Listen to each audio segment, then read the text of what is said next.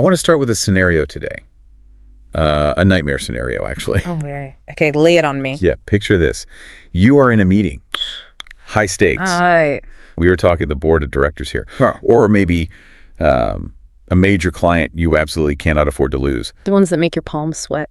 Exactly. The air conditioning is humming loudly in the background, and everyone is just staring at you. Yeah. Because things have gone wrong. The project is late. The project is late. Or the budget is completely blown. Or maybe the product just broke on launch day. The classic spotlight moment, the moment where careers are either totally made or completely broken. Right, and the silence is just hanging there. Yeah. It is heavy. Yeah. And you have to open your mouth and explain why. Why it happened. Exactly. Now, I think most of us assume the substance of our answer is the only thing that matters there. We just want to get the facts out. Right. We think, I just need to tell them the server crashed. Yeah. Or, the supply chain broke down. Just give them the noun that caused the problem. Yes. But we have a stack of source material here today that suggests something completely different. It suggests that how you glue those events together, The connectors. like the specific connector words you use to bridge that gap between the cause and the effect, Yeah. that actually signals your status in the room way more than the actual facts do. It is the hidden architecture of the explanation. Yes. You are totally right. We tend to focus entirely on the nouns, the server, the money, the deadline. The tangible things. Exactly. But the conjunctions, the words like so or because or consequently or owing to, Yeah. that is where the power dynamic actually lives. That is exactly where you signal whether you are just a victim of circumstance or whether you are a master of the system. It is social signaling. Pure and simple. Pure and simple. And it is wild because most people are completely blind to it. They do it on complete autopilot. So that is exactly what we are unpacking today. We are doing a deep dive into a really fascinating source. It is an audio artifact called Mastering Cause and Effect. And it features two language specialists, John and Emma. Right. Now, on the surface, this source presents itself as a high-level language guide. Yeah, technically it is a learning English guide for very advanced speakers, around the C1 level. Which honestly is where you often find the absolute best insights into your own native language. Though ironically, yes, because they have to deconstruct all these things that native speakers just do naturally. Right. When you have to sit down and explain why something sounds wrong or weird to a learner, you suddenly realize why it matters socially. Right. They were looking right at the engine under the hood. Exactly. And what John and Emma are really discussing in this audio is not just grammar.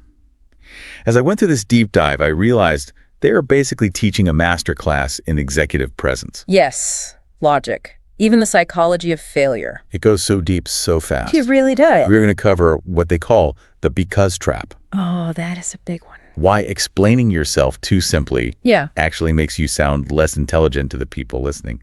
And we are going to look at the hierarchy of formality, which is essentially this ladder of vocabulary that you climb depending on exactly who you are trying to impress in the room. And we are definitely going to get into the philosophy of it too. Oh, absolutely. Because the notes here on correlation versus causation are fantastic, and how rewiring the way you describe failure can actually change your brain chemistry. That part about the tea ceremony mindset later on. Oh my goodness, yes. That completely changed how I look at feedback at work. Yep. It is an absolute game changer. I cannot wait to get to that part. We will definitely get there.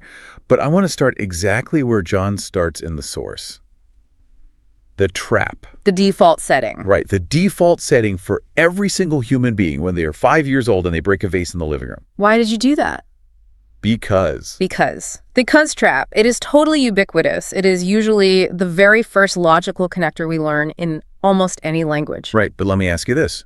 Is because really a trap? I mean, I use it constantly. We all do. It seems like the single most useful word in the dictionary. Yeah. Honestly, if I stopped using, because I feel like I would just lose my ability to speak altogether. Well, it's useful. Sure. It is highly functional. Right. If I ask you, why are you wet? And you say, because it is raining well, you have successfully transferred information. Job done. Job done. But John shares this really great anecdote in the source material about when he was learning Spanish. Oh, yeah. The Porque story. Yes. He found himself using the word porque, which is Spanish for because just as a massive crutch. Right. Porque I am hungry. Porque I am tired. Porque the bus was late. It is the hammer in the toolbox. Exactly.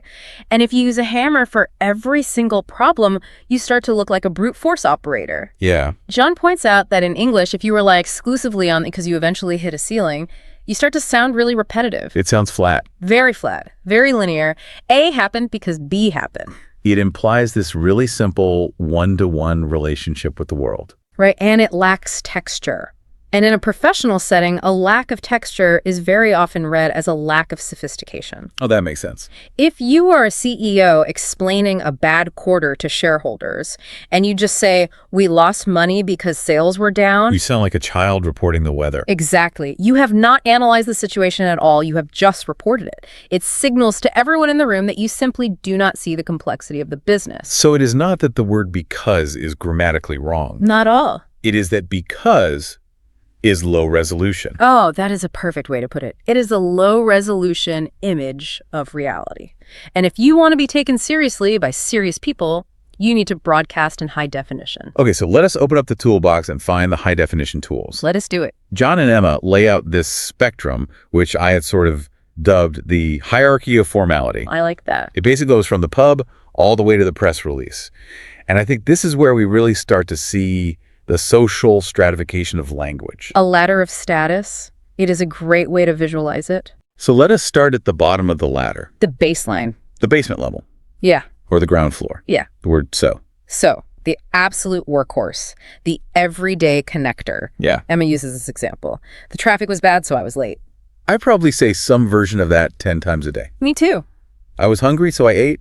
I was tired, so I went to bed. We all do. And that is exactly the point. It is casual. It is conversational. Right. It connects the two ideas, the traffic and the lateness.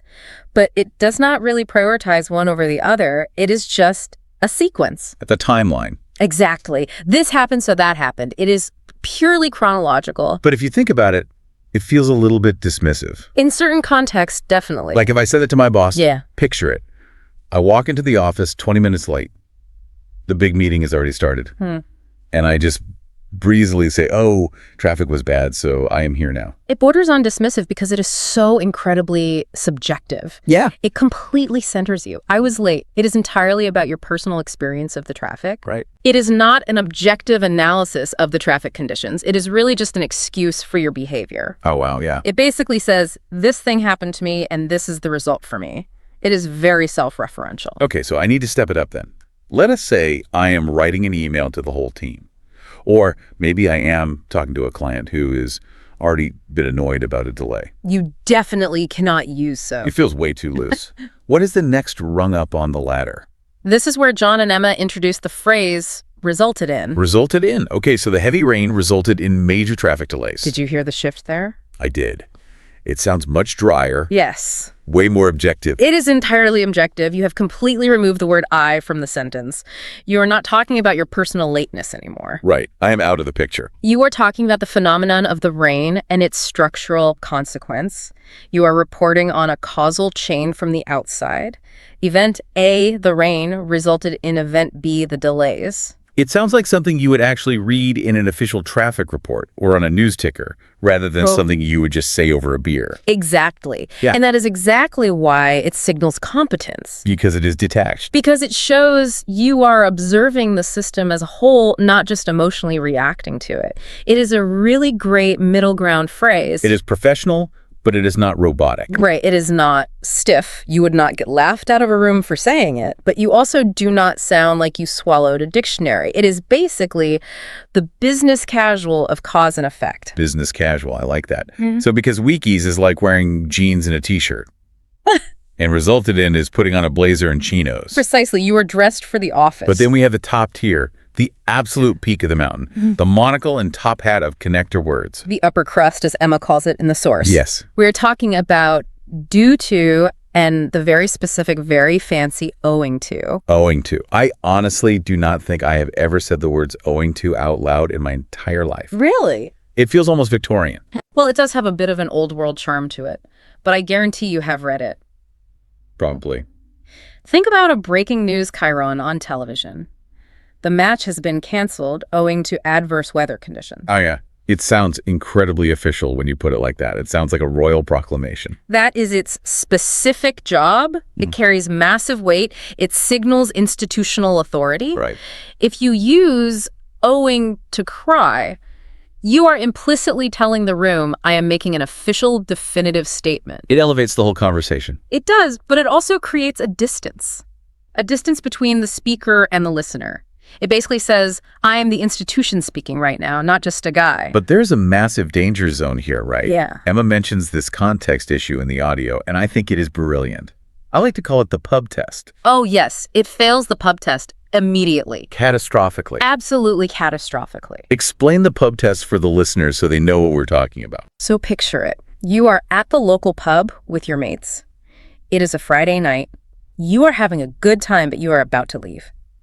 You stand up, you put on your coat, and you say to your friends, well, lads, I must depart, owing to the fact that I have an early meeting. You would get absolutely roasted. They would throw peanuts at you. You would literally never hear the end of it. Check out the professor over here. Right. It sounds totally unnatural. It sounds like you are actively trying to perform intelligence rather than just actually being intelligent. It is trying too hard. Yes. It creates social distance in a moment where you actually want social closeness. It is exactly like wearing a tuxedo to a backyard pool party. Great analogy. You do not look smart. You just look like you completely do not understand the assignment. Exactly. Context is king. The smartest person in the room is never the one using the biggest words. Right. It is the one using the exact right words for that specific room. If you use owing to with your friends, you look deeply insecure. But if you use so in a crisis press release, you look totally incompetent. So just to recap the hierarchy. Owing to is for the official press release. Resulted in is for the company-wide email. And so is for the text message to your friend. Roughly, yes. That is a great way to think about it, but there is a huge catch here. Oh. And this is where our deep dive gets a little bit technical for just a second. Because if you do decide to reach for that top shelf, The fancy words. right, if you decide to pull out due to or owing to impress the board of directors, you absolutely have to get the grammar right. The noun phrase rule. The noun phrase rule. This is where really smart people trip up constantly in corporate environments. Yeah, I see this all the time. Emma is very specific about this in the source material. Due to and owing to are prepositions. Right. That means they must always be followed by a noun or a noun phrase.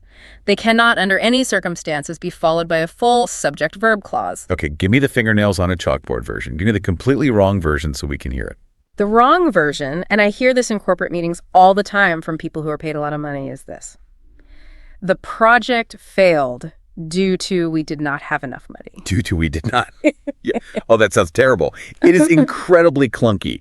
It just completely stops the flow of the sentence. It is completely disjointed. We did not have enough money is a full, complete sentence on its own. Right. It has a subject and a verb. Exactly. Yeah. You cannot just stick a full sentence right after due to. It is like trying to jam a square peg into a round hole. The listener's brain literally stumbles over it. So how do I fix it then?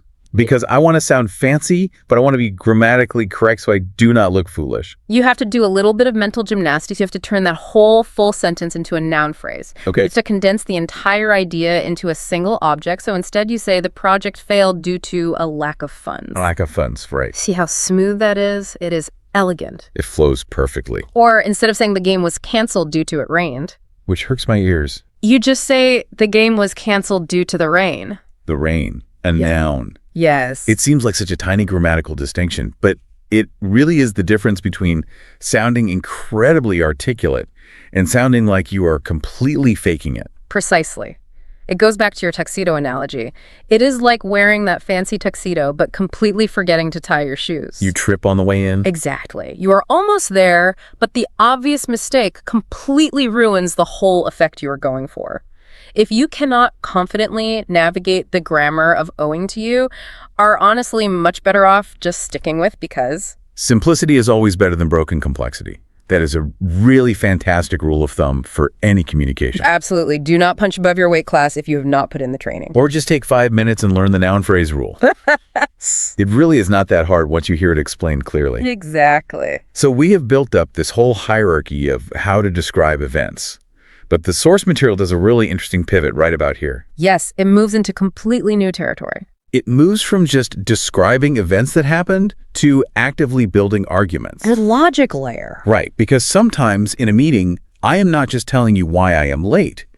I am actively trying to convince you that step A leads to step B, which leads to step C. You are building a case. I'm trying to prove a point. I'm trying to win a debate or secure funding. And this brings us into the realm of deduction. Complete Sherlock Holmes territory. I love it. John and Emma bring out the heavy hitters for this. The words therefore and consequently. Therefore. I honestly feel 10% smarter just saying the word therefore out loud. I think therefore I am. It naturally carries a certain gravitas, does it not? It really does. But you have to be very careful to notice the specific logical claim you are making when you choose to use it. Therefore implies absolute inevitability. Inevitability. It is a closed loop. If I say I found mud on your shoes, therefore you were in the garden. It is mathematical. It means A unequivocally equals B. Yes. It is actively claiming that the result is a logical necessity. I did not set the alarm, consequently I overslept. There is no other option. Right. If you use these deductive words, you're flat out telling your audience this is a hard fact. This is the only possible conclusion you can draw. Which is incredibly powerful if you are right. Yes. But it seems incredibly dangerous if you are wrong. Extremely dangerous. Think about it in a business strategy meeting. If you stand up and say, we lowered prices, therefore sales will go up. Right. And then the next quarter rolls around and sales do not go up. You are totally exposed. Your logic is completely broken. You have exposed yourself as someone who does not understand the market. You made a definitive, absolute claim about how the real world works, and the real world has publicly proven you wrong.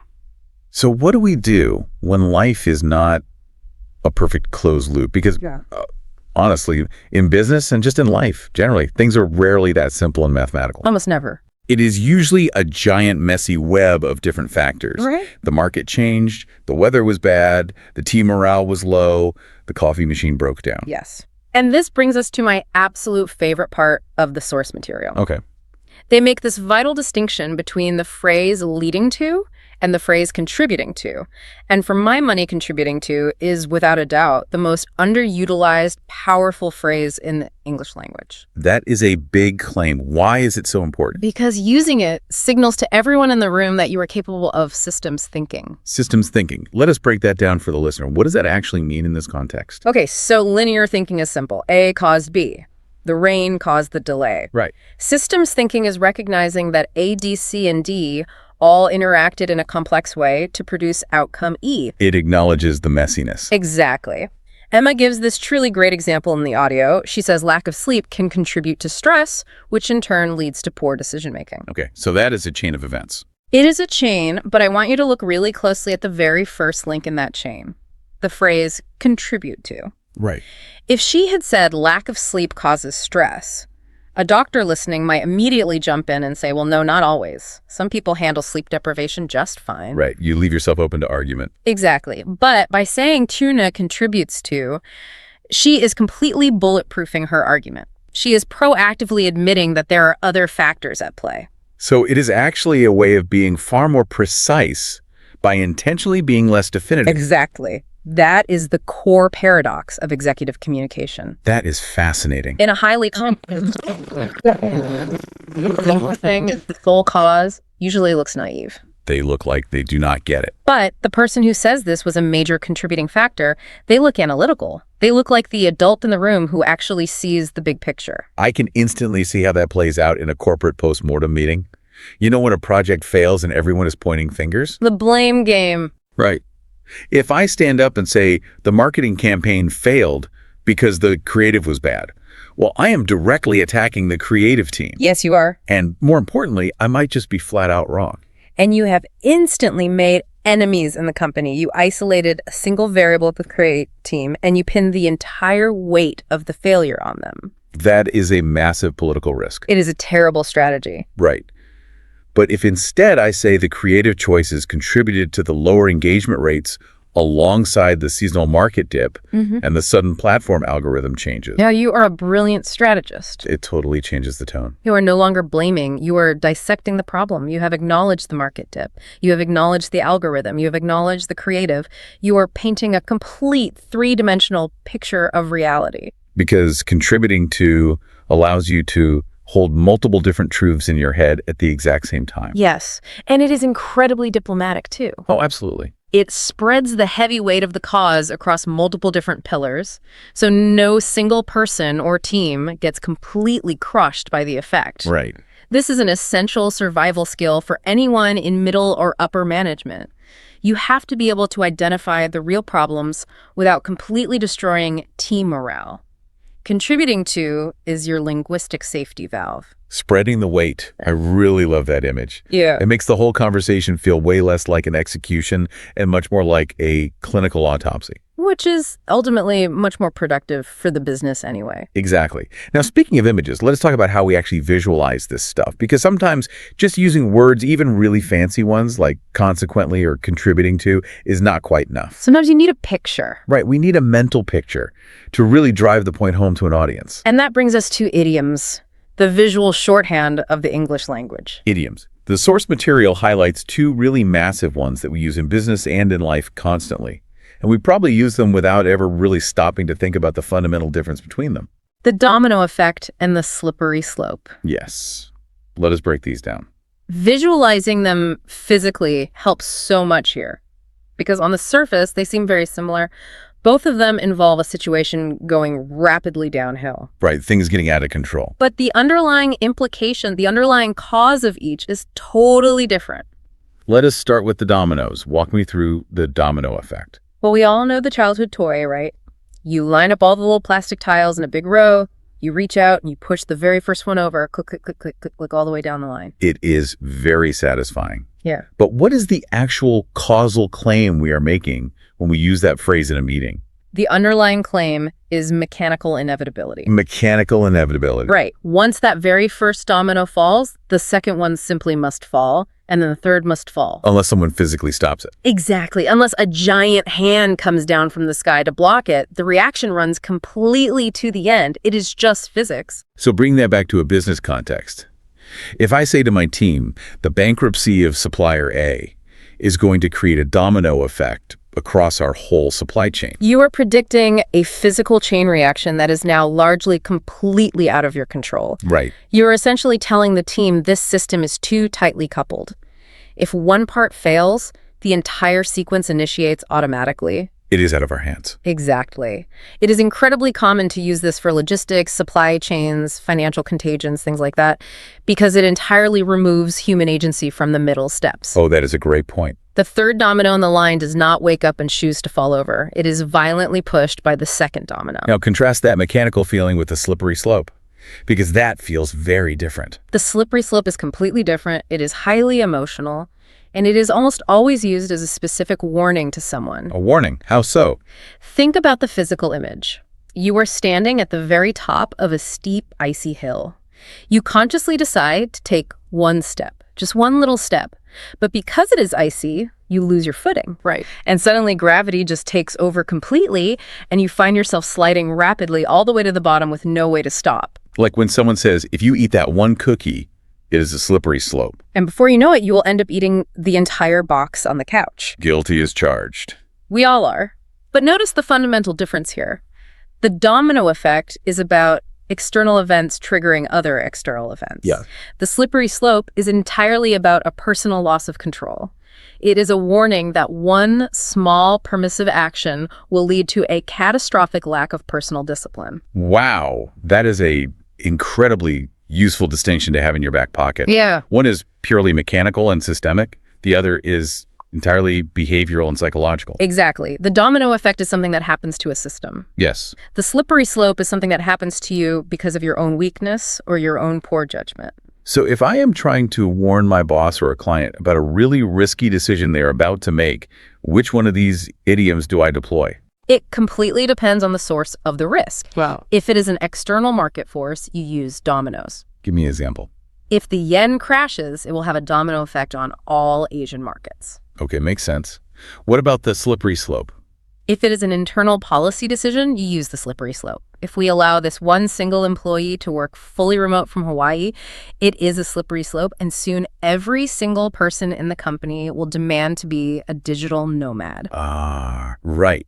You are warning about setting a very specific behavioral precedent that will ultimately lead to management chaos. Precisely. You are warning against a lapse in discipline. And speaking of behavior, the source material also mentions the classic idiom actions speak louder than words. Which is an absolutely classic. We have heard it a million times.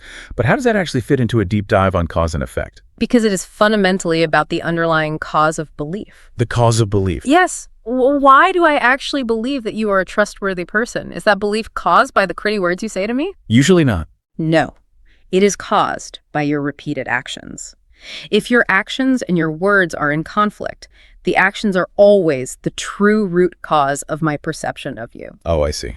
It is a really powerful reminder that physical, tangible reality always trumps verbal reality. And for the people listening who really want to sound like they work in a high-level Washington think tank, they love to toss in the phrase, unintended consequences. Oh, unintended consequences. The absolute favorite get-out-of-jail-free card of politicians and macroeconomists everywhere. It sounds so incredibly forgiving, does it not? Unintended consequences. It really is. It is essentially a highly sophisticated way of saying, we really tried to do A, but we totally accidentally caused B, C, and D to explode. Whoops. Right. It is an incredibly useful phrase for analyzing a massive failure without ever actually admitting any personal incompetence. It shifts the blame to the universe. Exactly. You are implicitly saying the system was simply too magnificently complex for anyone to predict, rather than saying, I personally made a huge mistake in my calculations.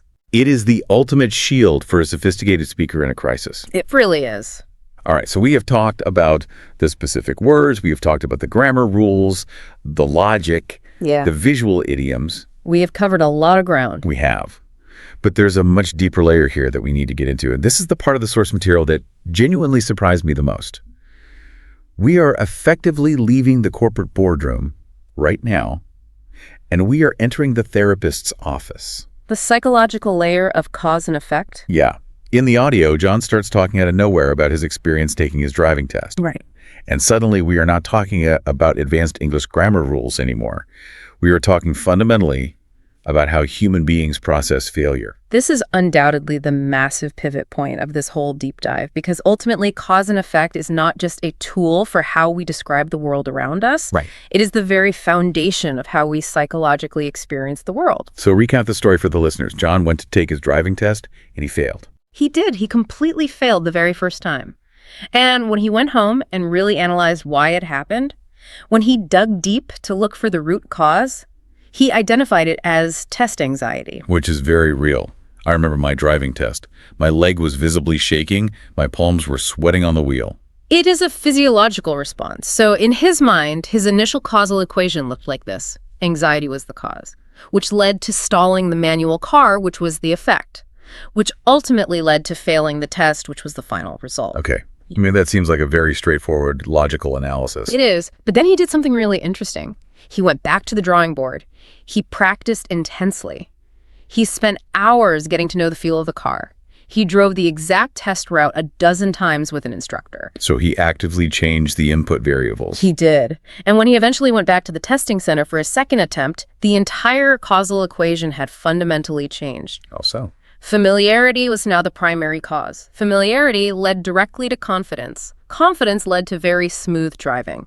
And smooth driving naturally led to passing the test. Familiarity breeds confidence, as Emma puts it in the dialogue. Exactly. But the truly massive insight here has absolutely nothing to do with driving a car. Right. It is that John realized through this process that his own internal mental state was a fully legitimate, adjustable variable in the cause and effect equation. Wait, pause on that for a second, because that is huge. Mental state is a variable. Yes. I think almost all of us default to treating our mental state purely as the ultimate effect of a situation. Absolutely. We say things like, I am sad because I failed the test, Right. or I'm incredibly anxious because this presentation is going to be really hard. Exactly. We habitually treat our feelings as the final, unavoidable effect of the external world. Right.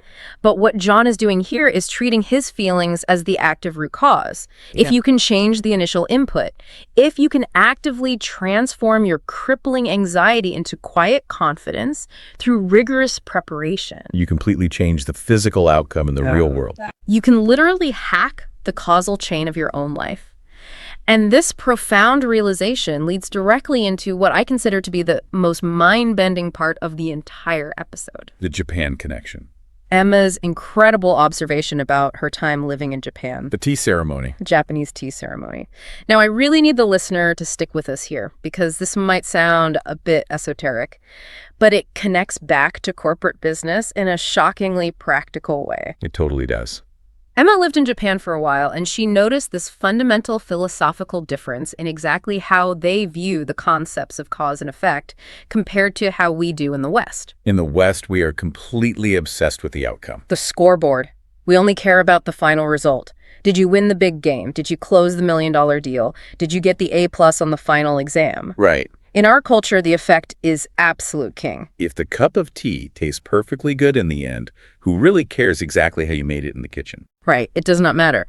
But in the traditional Japanese tea ceremony, and honestly in much of their traditional martial arts and fine craftsmanship, the emphasis is entirely flipped upside down. The focus is on the process. The focus is overwhelmingly on the meticulous process, the cause. Exactly how you physically hold the ceramic bowl. Exactly how you aggressively whisk the green matcha powder. The precise millimeter movement of your wrist, the tranquil state of mind of the host making the tea. It is about the present moment. The underlying philosophical belief is that if you completely perfect the process, if you deeply honor the exact cause, then what happens? The effect will simply take care of itself. It is a natural byproduct. So you do not sit there and worry about whether the tea will be good. You only worry about the physical act of whisking.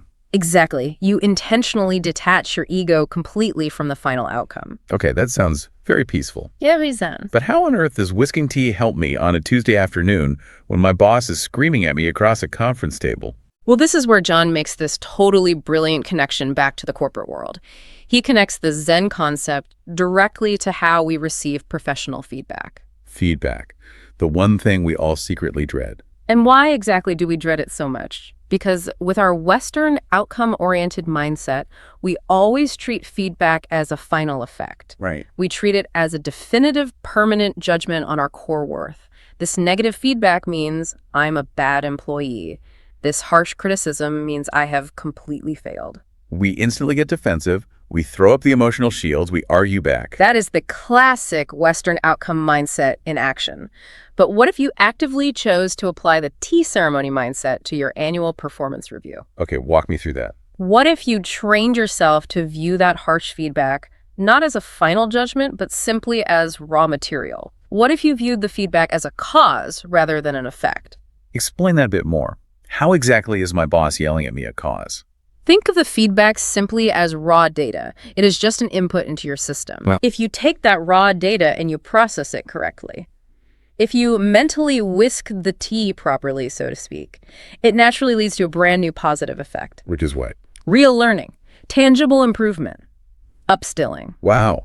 So instead of the internal narrative being, this feedback makes me feel terrible. Right. The narrative becomes, this feedback is literally the exact fuel I am going to use to get promoted next year. Emma specifically calls this rewiring the brain in the source. You are quite literally choosing to construct a completely different causal pathway for your own negative emotions. That is incredibly powerful. You are intentionally short-circuiting the endless loop of resentment, and you are plugging that exact same energy directly into the growth loop. I have to say, though, that requires an immense amount of mental discipline. It is so incredibly hard not to just take criticism personally in the moment. Oh, it is incredibly hard. It is absolutely a daily practice. It really is a tea ceremony of the mind. But if you can actually manage to do it, if you can train yourself to see harsh criticism as literally just another necessary domino falling in the long chain of your ultimate professional improvement, you become basically invincible. You become completely unstoppable because you fundamentally stop fearing the external world. You completely stop fearing the final effect because you are in total control of the root cause. Exactly. You own the process. This is getting remarkably deep. Yeah. We have literally gone from discussing advanced English prepositional grammar rules to exploring ancient Zen philosophy and ego death. Well, that is the true beauty of analyzing language like this. It is all deeply interconnected. The specific vocabulary words we choose to use literally shape the boundaries of the thoughts we are able to think. But, and there's always a big but in these discussions, yeah, we have to be incredibly careful. Oh, yes. Because while our brains are super busy trying to connect all these complex taints, sometimes we end up connecting the completely wrong dots. Our brains are almost too good at finding patterns where none exist. Ah, yes, the ultimate logical trap. The fatal flaw in the human operating system. Correlation versus causation. This is the big one. This is the exact logical fallacy where massive corporations lose hundreds of millions of dollars every single year.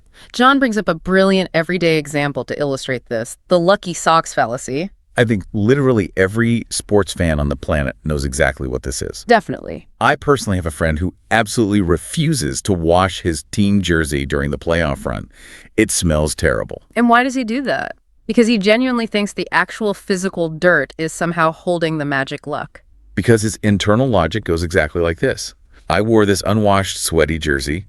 The team miraculously won the game. Therefore, wearing the unwashed jersey actively caused the team to win. It sounds completely ridiculous when you say it out loud like that. It does. But that is exactly how our primitive brains are wired to work. We physically observe two things happening at the exact same time, the dirty jersey and the spectacular win. And our brain immediately desperately glues them together with the word because. But obviously, to anyone on the outside, the socks or the jersey did not cause the win at all. No. They are merely correlated, they just happen to occur simultaneously in space and time.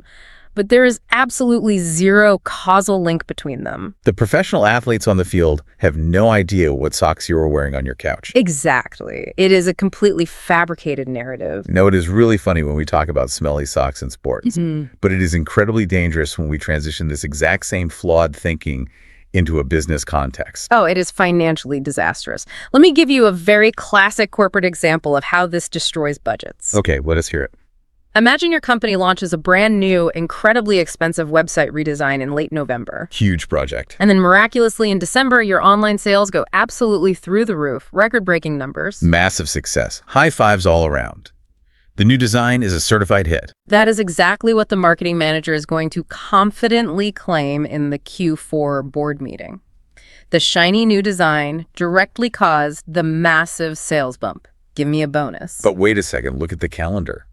It is December. It is Christmas. Retail sales literally always go up in December regardless of the website. So the massive sales bump was almost entirely caused by the holiday season, not the expensive website redesign. Or maybe it was a mix of both. Or honestly, maybe it was neither. Right? Maybe your biggest competitor just filed for bankruptcy and all their angry customers flocked to your site. You do not actually know. The crucial point is this. Just because the website launch happened and then the massive sales happened does not automatically mean that event, A, magically triggered event, B. That is just correlation. Pure correlation. And if you confidently confuse those two things in a business setting. If you confuse them, you are going to make incredibly bad long-term bets. Yeah. You might enthusiastically double down on that specific design agency. You might blow your entire next year budget on more redesigns. And then in January. And then in miserable January, when retail sales inevitably crash back down to earth, you are left sitting there completely scratching your head. You realize you bet on the lucky socks? You bet millions of dollars on the lucky socks instead of analyzing the boring underlying market fundamentals. So the lesson here is that we all need to be rigorous detectives in our own lives and businesses. We absolutely cannot just lazily accept the very first, because that happens to pop into our heads. We have to aggressively interrogate the data. We have to ask, is this truly a mechanical dominant effect? Is it just a minor contributing factor in a larger system? Is it just a seasonal holiday trend? Or is it literally just a pair of lucky unwashed socks? You have to be willing to aggressively question your own preferred narrative. Aggressively question your own narrative. Honestly, that is just spectacular advice for life in general, not just business. It really is. The easiest, most comfortable answer is usually the wrong one. Wow, this has been quite a profound journey today. We have literally gone from the casual chatter at the pub to the high-stakes boardroom. To the stressful driving test. Down to the Japanese tea ceremony. And then all the way back to the incredibly ruthless corporate data analytics department. It really just goes to show that human language is never just about memorizing a list of vocabulary words. No, it is so much more. It is the fundamental architecture of how we structure our entire reality. It is deeply tied to social power, pure logic, and internal mindset. Okay, let us take a moment to really recap this amazing toolkit we have built today. Good idea. Because we have covered a massive amount of ground, and I really want to make absolutely sure the listener walks away with something highly actionable. Right. If you are listening to this right now on your commute or at the gym here, is your ultimate cheat sheet for mastering cause and effect. Let us break it down clearly by category so it is easy to remember. Perfect. First up, we have the foundational connectors. Right. You have your absolute basic connectors, words like so and because. The reliable workhorses. Exactly. Use these for simple everyday clarity. Use them when you are chatting with your close friends or family, but please be incredibly careful relying on them in high-stakes professional environments, or you seriously risk sounding intellectually basic. Got it. Then moving up the ladder, we have the formal connectors. The tuxedos of the English language. Due to and owing to. Yes. Use these specific phrases when you need to sound highly authoritative, professional, or institutionally official. But remember the pub test. Always remember the pub test. Do not ever use these to casually order a beer with your mates. You will sound ridiculous. And the grammar rule. And for the absolute love of proper grammar, please remember the noun phrase rule. It must be due to the heavy rain, never ever due to it rained. Do not jam a full sentence in there. Perfect. Then moving into logic, we have the argument builders. Therefore, and consequently, these are your absolute logic locks. Use them with caution. Use them only when you desperately want to show that event B strictly mathematically must follow event A. But be absolutely sure you are actually right before you say them because they leave zero room for error. If you're wrong, you will look foolish. And then we have the real nuance tools. Resulted in for dry objective reporting. Yes. And my absolute personal favorite of the whole deep dive, contributed to. Contributed to is your ultimate systems thinking survival tool. Use it to survive the postmortem. Exactly. Use it when you need to wisely acknowledge complexity, when you need to share the credit for a win, or crucially, when you need to diplomatically diffuse the blame for a massive failure. It instantly makes you look like the smartest strategist in the room. It really does. Okay. Moving on, we have the vivid visuals. The idiom. Use the domino effect when you are describing a blind mechanical chain reaction that simply cannot be stopped by human hands. Right. And use the slippery slope when you are sternly warning someone about a personal loss of control or a dangerous decline in behavioral standards. And do not forget unintended consequences. Ah, yes. Use unintended consequences when you really need to explain a giant, complicated mess without taking all the personal blame for it. The ultimate political shield. And finally, the most profound category of all, the mindset. This is the big life lesson here. Process over outcome. The tea ceremony. Exactly. Do not just blindly obsess over the final result. Do not just stare at the effect. Right. Focus all your energy on perfecting the daily practice. Honor the cause that gets you there. And redefine feedback. Actively treat harsh feedback simply as a neutral data input, not as a devastating permanent judgment of your soul. I love that. Emma actually leaves us with one final profound piece of advice right at the end of the source material. And I honestly think it ties this entire hour together perfectly. What is it? She simply says small actions have a cumulative effect. Oh, that is beautiful. It is the core idea that mere consistency over time is an incredibly powerful cause all on its own. We're always desperately looking for the one single big bang cause in our lives, are we not? We really are. We want the one miraculous lucky break. We want the one viral internet post that changes everything overnight. We want the magic pill. But the truth is, usually, success is not a dramatic single event. No. Success is a pile. It is a massive, boring pile of very small, seemingly insignificant actions repeated endlessly over time. Fluency in a language is not a sudden accident. Not at all. Fluency is an ultimate effect. The actual root cause of that fluency is the small, quiet, daily practice. It is the cumulative, staggering weight of all those little tiny actions added up. Exactly. Context is completely king here. That is the really big takeaway for me from all of this material. Absolutely. Knowing exactly when it is appropriate to be the relaxed friend at the pub, and knowing exactly when you need to put on the suit and be the sharp analyst in the boardroom. And honestly, just having the self-awareness to know when you are really just wearing lucky, unwashed socks and pretending you are a genius. Yes, exactly. That is crucial. So I want to leave everyone listening with one final, somewhat provocative thought to just chew on for the rest of the day. We all clearly spend so much of our mental energy explaining exactly why things happened in the past. Looking backwards. Right. We stare at the metaphorical car crash. We obsess over the failed work project. We cry over the lost game. And we endlessly try to trace the lines backward to find the root cause. We act like full-time historians of our own personal lives. We are constantly looking entirely in the rearview mirror. But what if you intentionally flipped that exact mental script? How do you mean? What if you looked at your life right here, right now, today, and honestly asked yourself, what exact chain reaction am I actively starting in this very moment? Oh, wow. That is a deeply provocative question. Are you right now diligently setting up a positive domino effect of good daily habits? Or are you currently standing unaware at the very icy top of a really dangerous slippery slope? Are you just sitting on the couch waiting for magical luck to randomly cause your future success? Or are you actively, aggressively focusing your energy on the actual contributing factors that you completely control? Because ultimately the cause is entirely in your own hands. And the effect is just waiting to finally happen. Very well said. Go out there and be a much better architect of your own personal reality. I could not agree more. Well, that is absolutely all the time we have for this deep dive into mastering cause and effect. It has been incredibly enlightening. Thank you so much for listening, and we will catch you on the very next one. Goodbye, everyone. Hello, and welcome back to the Deep Dive. It's really great to have you with us today. Yeah, thanks for joining us. We've got a really good one today. We do. And to kick things off, I actually want to ask you to visualize something with me. Let's play along for a second. Okay, I'm ready. Imagine a chain, but not like a heavy, rusted iron chain that you can actually see and touch. An invisible one. Like a metaphorical chain. Exactly. And it is wrapped right around your ankle. It follows you everywhere you go. Every single time you move, it rattles. Every time you try to run, it pulls you back. That's a pretty intense image. It is, right? But here's the question that really matters. The thing we never ask, who forged that chain? Wow. Yeah, that is, I think if we are really honest with ourselves, most of us feel that weight at some point. We feel held back, but we can't quite see what it is that's actually holding us. We just feel the tension. Exactly. We spend, the vast majority of our lives dealing with what is happening right now. The immediate problem. Yes. The car broke down, the promotion didn't happen, the project is late, the relationship is strained.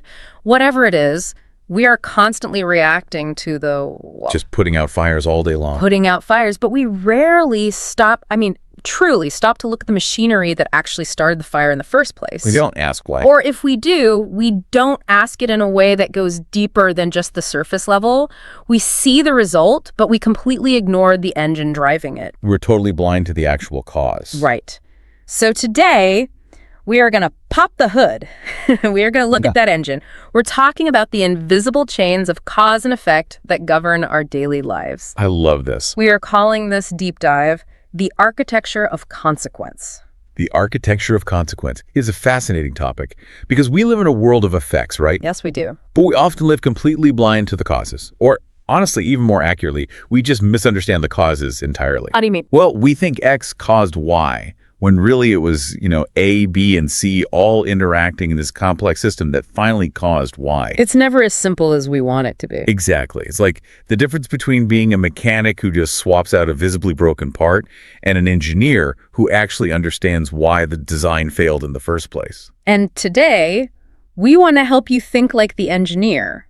That's the goal. And to help us unpack this, we have a really interesting set of source materials today. It might seem a little unusual at first. It's definitely a unique source for this kind of topic. It is. We are looking at transcripts and notes from the Learning English podcast. Yes, specifically a discussion between two hosts, Emma and John. Right. And their episode is titled, Mastering the Language of Cause and Effect. Now, hold on. I know exactly what you're thinking right now. You're thinking, a language learning podcast. Are we really doing a grammar lesson today? Did I click on the wrong show, right? I can totally see why that might be the initial reaction. It feels like a total curveball. Yeah, but let me assure you, this deep dive is definitely not about grammar. We are not doing that. Not at all. It's not about where to put a comma or, how to conjugate a verb. I am not going to quiz you on past participles, I promise. Thank goodness. No. The mission for today is to look completely past the grammar. What really stood out to us when we were reviewing this source material is that, while Emma and John are technically discussing vocabulary, they are actually doing something much bigger. They're laying out a blueprint. Yes, a blueprint for human psychology and strategic thinking. Which is hidden right there in the language. Exactly. They are talking about how the actual words we use to describe causality shape our reality. They shape our habits, our professional success, everything. It creates a framework. When you learn to really articulate cause and effect, when you learn to distinguish between just saying, I failed, and saying the failure was attributable to a lack of preparation. Oh, that's a big difference. It's huge. Yeah. You aren't just learning to speak better English. You're actually learning to think better. You're upgrading the software. Precisely. You start to see the connections between, say, a random belief in your head and an actual failure in a boardroom meeting. The invisible chain. The invisible chain. Yeah. You start to see how a tiny little action today becomes a massive career shift next year. Yeah. Because language is basically the operating system of the brain. If you upgrade the language, you upgrade the logic. I love that. It fundamentally changes how you process the world around you. Well, we have a lot of aha moments to get to today. We are going to talk about self-fulfilling prophecies, which is just a huge concept that affects almost everyone. Oh, definitely. It's so pervasive. We're going to look at the snowball effect and the ripple effect. How to actually use physics to your advantage in your career. Leverage. It's all about leverage. And we're also going to navigate the dangerous territory of unintended consequences. That last one is particularly relevant for anyone working in a complex organization, or really just anyone dealing with other humans. It's the silent killer of so many well-intentioned projects. We've all been there. We definitely have. So by the end of this deep dive, I can promise you this. Oh. You are going to view a simple job interview or a new corporate policy change through a completely different lens. You won't just see the event anymore. You will see the architecture behind the event. The architecture of consequence. It's such a powerful way to frame it. It really is. So let's dive right in. Section 1, the psychology of the feedback loop. Let's do it. The source material starts with a scenario that, I think every single person listening has experienced this at least once in their life. Oh, without a doubt. The dreaded job interview. The job interview, just saying the words kind of makes my stomach drop a little bit. It is the classic high-pressure environment. It's exactly where our internal psychology violently meets external reality, usually in a very condensed 30-minute time frame. Right. It's basically a petri dish for studying cause and effect in real time. A very sweaty petri dish. Exactly. So in the source, John makes a confession to Emma. He's talking about his own habits during interviews, and it's not a good habit. No, it's a very destructive one. He says, and I'll just quote the source here, "I have this habit. I think I'm going to mess up, and then I get tense." Okay, let's just pause right there. Yeah, because on the surface, that just sounds like a throwaway line, right? I get nervous. Everyone gets nervous. Right, but look closely at that specific sequence. This isn't just generic nervousness. This is a very clearly defined causal chain. He is describing a mechanical process happening inside his body. Okay, let's break that down, because he literally anticipates the failure before anything has happened. Exactly. He says, I'm going to mess up. That right there is the input. It's a prediction about a future that does not exist yet. It's entirely made up in his head at that point. Yes. But because that is the input he feeds into his brain, the system, meaning his body and mind, generates a very specific output. I get tense. I get tense. That is the physical manifestation of a purely mental belief. His brain thinks the threat is real. The brain says, hey, danger is coming. We are going to fail. So the body just does its job. It floods his system with cortisol. That fight or flight kicks in. Right. The muscles literally tighten up. His breathing gets shallow. He is physically, biologically preparing for the exact failure he just predicted. Man, it's so crazy how the body just obeys the mind like that.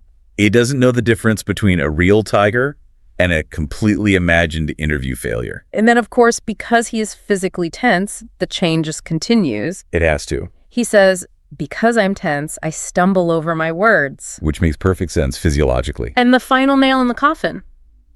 Because I stumble, well, I fail the interview. It is a tragic, perfect line of dominoes just falling over one by one. It really is. Let's look at the mechanics of this failure, because the source material is very specific about the order of operations here. Yes, the sequence is everything. Step 1 is the belief. This is what we would call the root cause. I will fail. It's almost like a command code he is typing into his own computer. Yeah, it's like he's programming the outcome before he even walks into the lobby. Execute failure protocol. In a very real way, yes. And that leads directly to step 2, the behavior change. The tension. The anxiety and the physical tension. His body reacting to the threat he essentially invented. This is a crucial step because it bridges the gap. The gap between what? Between the mental world and the physical world. Wow. It takes a thought and turns it into a measurable physical reality. Wow. Okay. And that physical reality leads to step 3, the result. He stumbles over his words. Yeah, exactly. Think about his cognitive load at that moment.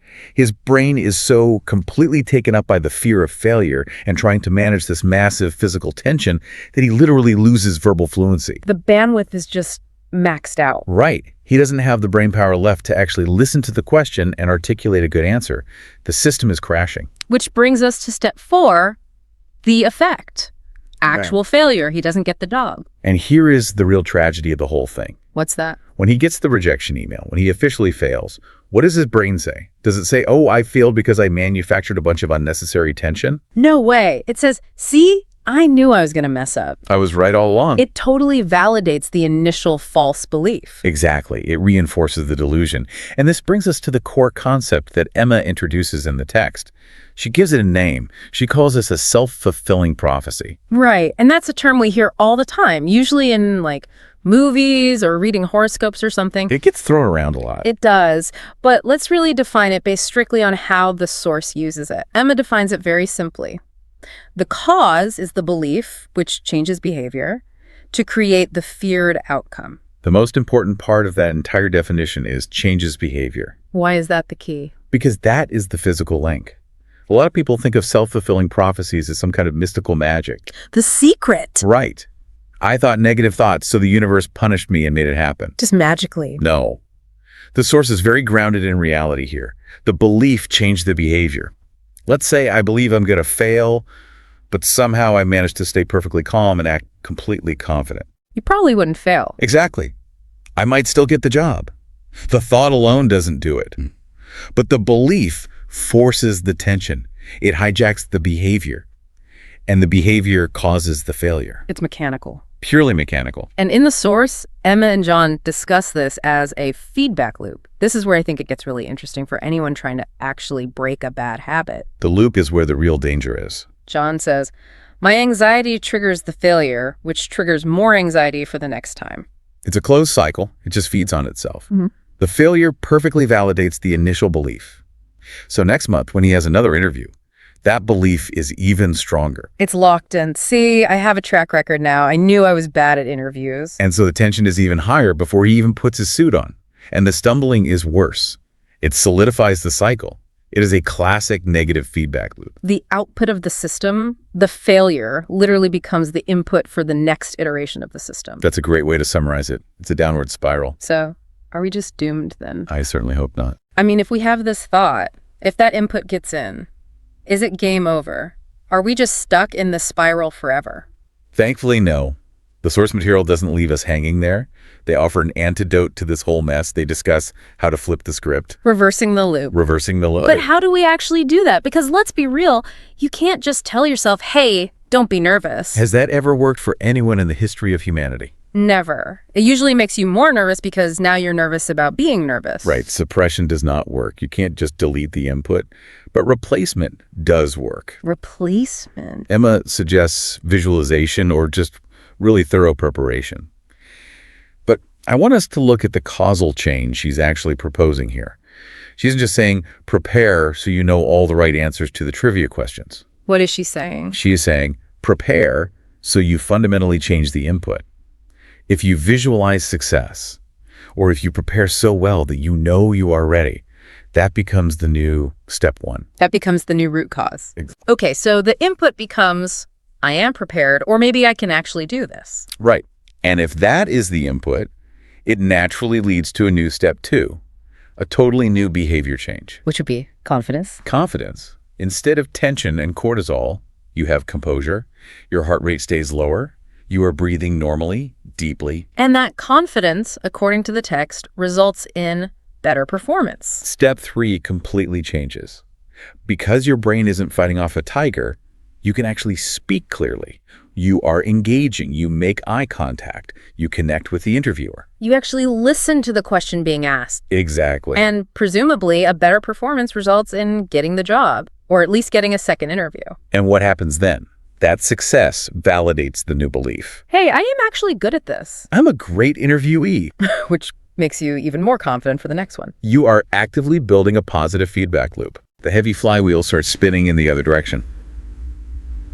And the big takeaway here, what the source is really trying to emphasize through this whole language exercise, is that the mental state is very often the root cause of physical reality. We tend to think of an interview failure as like a lack of skill or maybe just bad luck. Or a mean interviewer. Yeah, but the source argues that the root cause was simply the thought, I'm going to mess up. That one thought derailed the whole train. It's deeply empowering in a way. It is, because you can't control the interviewer. Wow. You can't control if they got stuck in traffic and had a bad coffee that morning and are in a terrible mood. You can't always control the curveball questions they throw at you. But you can control that initial input. You can control the narrative you tell yourself. That is the very essence of agency. Recognizing that your internal narrative is an actual mechanical causal factor in your external reality. Wow. You are the programmer of this system. If you really don't like the output you're getting, you have to go back and check the code. Your internal narrative is a causal factor. I'm seriously putting that on a sticky note on my monitor today. It's a good daily reminder. Okay, so we've looked deeply at the internal world, the mind, the beliefs. Now, I want to pivot and transition to the external world. Moving from the mind to the matter. Yes, from the psychology to the actual mechanics of the real world. The world of actions, habits, and physics. Let's do it. In the source, Emma makes this really profound point almost in passing. She says, sometimes the cause is tiny, but the effect is huge. This completely upends how most of us think about progress. Right, because this isn't about one massive, earth-shattering event causing another massive event. This is about leverage. This is where we get into the nonlinear nature of cause and effect. Nonlinear. Yeah, because we are wired to think linearly, right? Big input equals big output. Small input equals small output. If I want to lose 50 pounds, I need to suffer intensely for 6 months. Exactly. If I want to make $1 million, I need to work 100 hours a week and never sleep. We think the effort has to perfectly match the scale of the desired result. But the source completely challenges that linearity. They do. They introduce a different kind of physics. And they use two very visual, very intuitive metaphors to explain this. I want to look at both of them. The first one they bring up is the snowball effect. Right. And everyone can visualize this instantly. We've all seen a cartoon of this, at least. Exactly. A snowball starts out really small at the top of a long snow-covered hill. It's maybe just a handful of snow. You could crush it with one hand. It's nothing. It's nothing. But as it rolls down that hill, it gathers mass. It picks up a little more snow with every single rotation. And it gains speed. It gains momentum. So by the time it finally hits the bottom of the valley, it's a massive boulder. It's an avalanche. But the initial cause, that one little push at the very top of the hill, was tiny. It was almost invisible. But the effect is massive solely because of accumulation over time. The time variable is the magic ingredient. Accumulation over time. Okay, and the second metaphor they use is the ripple effect. Which is slightly different but equally powerful. Like dropping a stone into a still pond. Right. One small, single action. The stone hitting the water creates a wave that spreads outward. In every direction. In every direction. Touching areas of the pond that you didn't even intend to reach.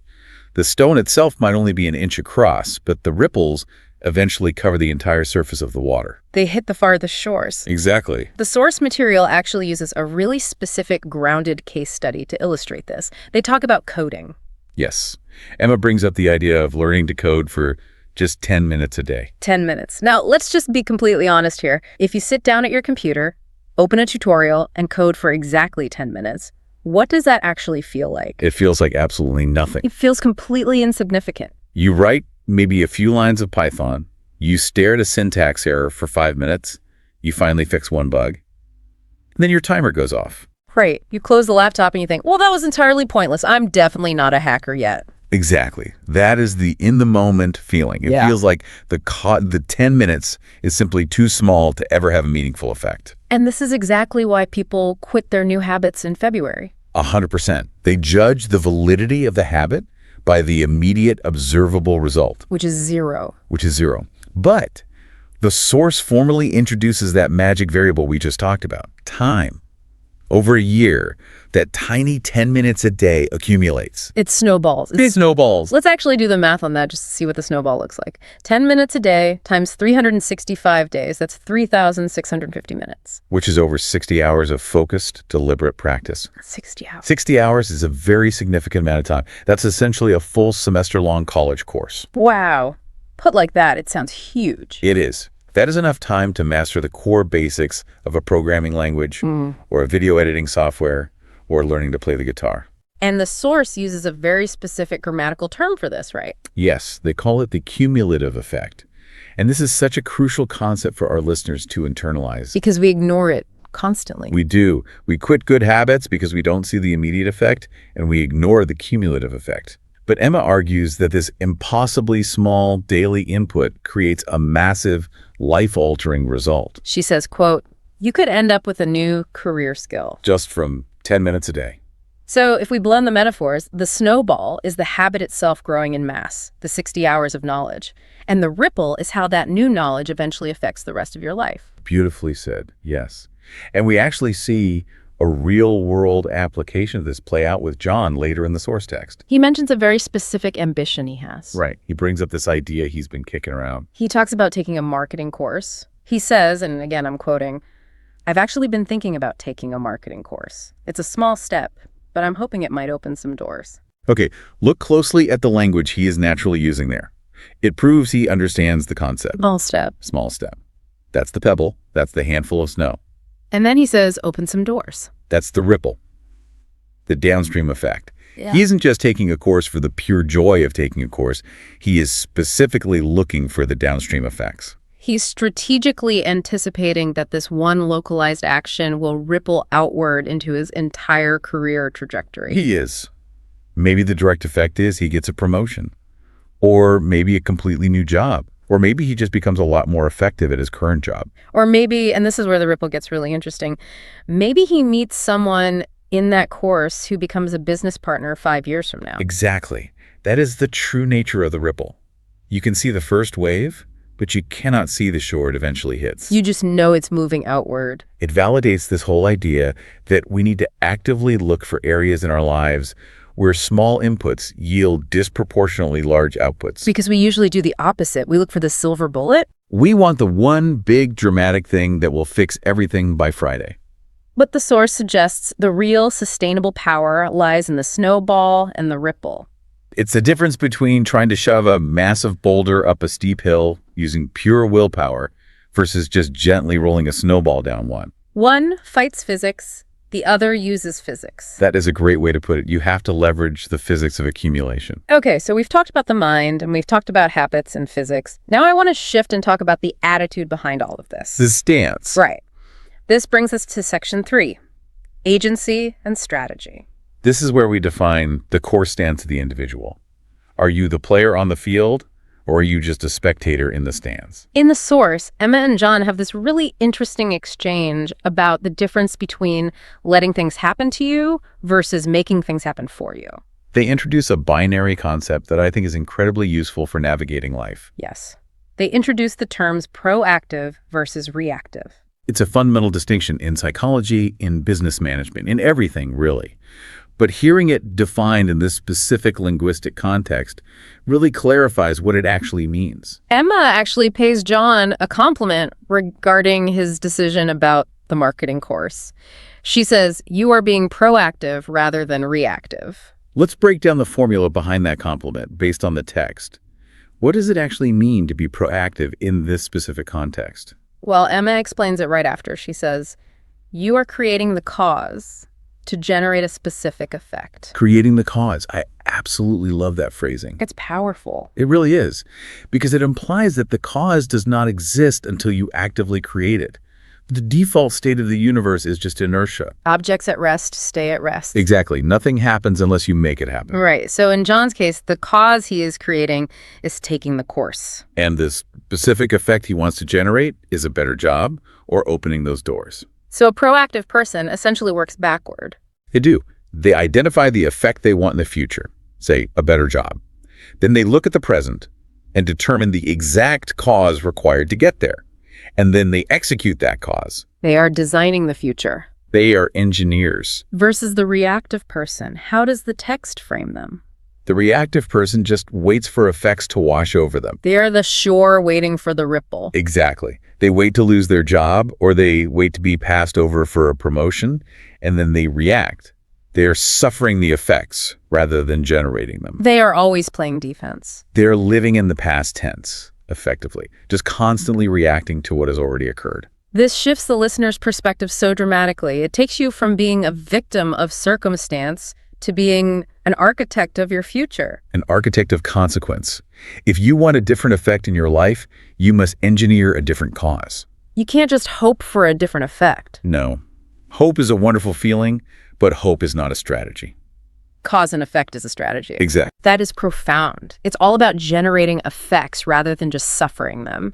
And John, to his credit, really seems to grasp this in the dialogue. He does. He has a moment of realization. He says, I think I'm going to sign up for that marketing course. He moves directly from just thinking about it to committing to acting. He initiates the cause. And Emma immediately reinforces this by saying that his decision will have a positive ripple effect. They are constantly tying these metaphors back together. Being proactive is the act of starting the ripple. You have to be the one to drop the stone. Okay, so this all sounds great. We have a proactive mindset. We are building good snowballing habits. We are visualizing success to reverse our negative loops. Everything is going perfectly. Everything is great, but life isn't always that simple, is it? We don't live in a perfectly controlled vacuum. Unfortunately, no. Systems are messy and complex, and sometimes even the absolute best plans go completely sideways. Which brings us to section 4. When systems fail. The plot twist. Exactly. What happens when you try to do something good? You are proactive. You engineer a cause to get a good effect, but it all goes wrong. This is the dark, dangerous territory of unintended consequences. That is a phrase that comes up explicitly in the source material, and it's one of those phrases that sounds very academic and sterile, but man, it feels very personal when it actually happens to you. Oh, absolutely. It's the classic, the road to hell is paved with good intentions scenario. Let's define it clearly. An unintended consequence is simply when your action produces an outcome that you did not foresee and, crucially, did not want. You pull a lever to open a window, and instead, the ceiling collapses on you. Precisely. You initiated a cause, but you completely misunderstood the system it was connected to. The source provides a really clear, relatable corporate case study for this, and I think anyone who works in an office setting is going to relate to this painfully well. It is a tale as old as time in the corporate world. The scenario involves a company deciding to introduce some brand new technology, a new software system. Okay, so let's look at the intended goal first. Why are they doing this? What is the effect they want to generate? The stated goal is to increase productivity. That is the desired effect. Okay, and the cause they are implementing to get that effect is the new technology. Right. So on paper, in the boardroom, this looks like a purely proactive, brilliant move. We want more productivity, so we will spend money and install faster computers or a sleeker software system. Cause and effect. Simple, linear, logical. But then comes the real world, the execution failure. What did they miss in their brilliant plan? The source identifies the missing link very clearly. It was training. They rolled out the tech, but they didn't train the staff properly on how to actually use the new tools. And so what was the actual result on the ground floor? Well, according to the text, the employees get frustrated and confused. Naturally. And the ultimate backfire, the final effect. Productivity actually drops. So, just to recap the irony here, they spent thousands, maybe millions of dollars on new tech specifically to raise productivity. And the direct result of that action was lower productivity. It didn't just fail to improve things, it actively made things worse. It's tragic. It is. The policy formally backfired. And this is where the expert analysis of cause and effect becomes so crucial. Why did this happen? Why did it go so wrong?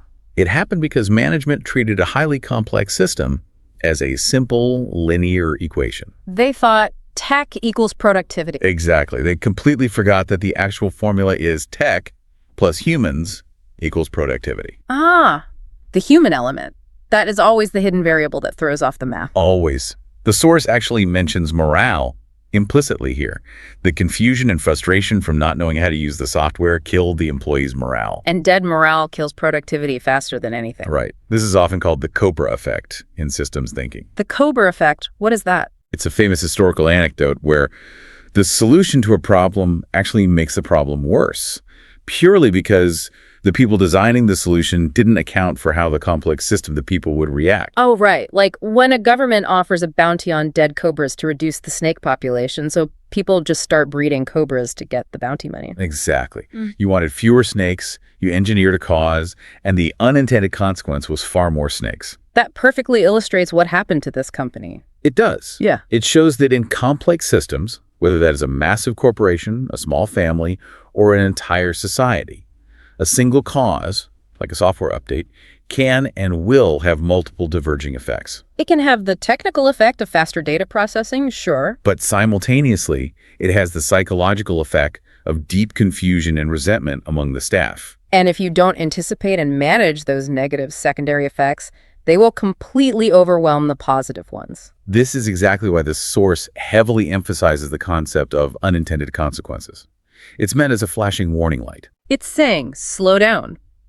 Before you enthusiastically pull that big lever, think about all the other gears that lever is connected to. Don't just look at the first order effect. Look at the second order and the third order effects. Play the tape all the way to the end. It really connects back to the ripple effect we talked about earlier, but in a totally negative way. Yes. The initial ripple of no training caused a massive destructive wave of frustration that eventually crashed the whole system. And the source gives us a very specific professional phrase to actually diagnose this failure after the fact. They do. Emma looks at the situation and says, the decline in productivity is attributable to poor training. Attributable to. And that brings us perfectly to our final section for today, Section 5, the language of analysis and prevention. This is where we tie it all back to the words themselves. Because we've talked about all these high-level concepts, but the source material is, at its core, a language lesson. And there is a very specific reason Emma and John chose to highlight these exact phrases. Language is the primary tool we use to dissect our reality. Yeah. If you do not have the precise words, you literally cannot describe the problem accurately. And if you can't describe it, you definitely can't fix it. Exactly. So let's look closely at that phrase you just mentioned, attributable to. The context was, the decline in productivity is attributable to poor training. Right. Why use that specific, slightly clunky phrase? Why not just say, productivity went down because the training was bad? Or even more likely in an office, it's Bob's fault for not training us right. It's a subtle shift, but it is incredibly important for professional analysis. How so? Well, the word because is a very broad casual connector. It's almost too simple. But the phrase attributable to is highly analytical. It sounds a lot more objective. It sounds totally professional, but more importantly than just sounding smart, it formally isolates the variable. Isolates the variable? Yes. When you say X is attributable to Y, you are forced to act like a scientist or a detective. You are pointing a clinical finger at a specific mechanical factor, not attacking a person. Ugh. It completely takes the hot emotion out of the room. It neutralizes the situation. It's no longer, you guys totally messed up the software rollout and now we're failing. Right, which just makes everyone defensive. Instead, it becomes the documented decline is attributable to this one specific missing factor. Which instantly facilitates actual problem solving rather than just endless blamestorming. It turns an emotional conflict into a logical puzzle. Okay, if the failure is legally attributable to a lack of training, then the obvious solution is we must fix the training. It dictates the next action. That is brilliant. The language diffuses the tension. Now, the source also provides us with what they call prevention phrases. Right, moving from diagnosing the past to securing the future. Exactly. This is where we move from the postmortem autopsy to true preventative medicine. And what are those phrases? Phrases like, in order to prevent and so as to avoid. Let's look at the concrete examples from the text. They said, the company should have offered training so as to avoid employee frustration. And then there was a personal example, too. Yes, John's example. Practicing interview answers in order to prevent anxiety. What is truly fascinating to me about these specific linguistic structures is that you simply cannot use these phrases without thinking critically first. What do you mean? You literally cannot string together a sentence using so as to avoid without having first identified a potential future risk. Oh, because the grammar demands an object to avoid. That is the ultimate synthesis of this whole deep dive. The grammar itself forces the strategic thinking. To use the language correctly, you must first perform a mental risk assessment. You have to sit down and ask yourself two vital questions. What exactly do I want to avoid happening? And what proactive step must I take right now to prevent it? So by forcing yourself to speak this way in meetings, or even just forcing yourself to think in these complete sentences privately, you are actively forcing yourself to be a much better planner. You are. You are forcing yourself to do a pre-mortem. A pre-mortem? Yes. You are embedding that pre-mortem thinking directly into your daily speech. You are anticipating the unintended consequences long before they ever happen. You are looking ahead and saying, okay, I see the cliff edge approaching, so I am going to build a sturdy fence right now so as to avoid falling off later. The grammatical structure itself absolutely demands that you acknowledge the cliff. If you just use simple language, you might never look down. That is really, really powerful. It's not just about sounding fluent in corporate English. It's about becoming fluent in logic. Fluency in logic. Fluency in consequence. It creates a highly disciplined mind that is constantly scanning the horizon for cause and effect relationships. Wow. Well, we have covered a massive amount of ground today, and I think we've completely changed how we look at basic vocabulary. Let's do a quick recap of the journey we've just been on. We started all the way inside the mind. The self-fulfilling prophecy. How our internal, unverified beliefs like, I will definitely fail this interview, create the physical behaviors, the tension that mechanically cause the reality of failure. And we learned that we have to actively interrupt that negative feedback loop by manually changing the input through visualization or intense preparation. Then we moved out into the world and looked at the cumulative effect of our daily habits. The snowball and the ripple. How just 10 minutes of coding or signing up for a basic marketing course can gather massive weight over time and open doors we can't even see from where we are standing. We learned that we should not judge the day by the harvest we reap, but by the seeds we manage to plant. I like that. And then we looked at the real-world systems. Unintended consequences. Right. How even our best intentions, like rolling out new productivity tech, can spectacularly backfire if we ignore the complex human element. And how we need to strive to be proactive architects of our lives rather than just reactive victims of circumstance. We learn to deeply respect the complexity of the systems we operate in every day. And finally, we armed ourselves with the exact linguistic tools to handle it all. Attributable to. In order to prevent. So, as to avoid. Words that literally force our brains to think clearly, objectively, and strategically. It really is a complete foundational toolkit for navigating the deep cause and effect nature of our universe. As we wrap up today's deep dive, I want to leave you, the listener, with one final thought to mull over. It's a good challenge to walk away with. We talked extensively about the ripple effect that Emma mentioned regarding John's career choice. She truly believed his one small choice would lead to big, unseen things. It raises a very important, very personal question for everyone listening right now. Exactly. What is your pebble? What is your pebble? I want you to look at your life and identify one small pebble you can drop into the water today, not tomorrow. Today. And remember, not a giant boulder. Right. Do not try to change your entire life by midnight tonight. That never works. Just a pebble. One small, highly proactive cause that you can initiate right now with minimal effort. Maybe it's sending one short email to a mentor you've been putting off talking to. Maybe it's reading just 5 pages of that book on your nightstand. Maybe it's doing 5 push-ups before you get in the shower. The question is, what is the tiny, almost invisible input that 1 full year from now will have silently generated a massive effect? What is the 10-minute habit that if you just started it today would be an absolute avalanche next February? Find your pebble, drop that pebble into the pond, watch the ripples carefully. And just see where they take you. It's all about the architecture of consequence. You are the chief architect, so start building. We want to say a huge, huge thank you to the Learning English podcast and to hosts Emma and John for providing the fantastic source material for today's deep dive. Their casual conversation on grammar really sparked an incredible journey into human psychology for us. It is truly amazing what you can find hidden just beneath the surface in a simple language lesson. It really is. Thank you all so much for listening. We will see you on the next deep dive. Goodbye, everyone. Take care.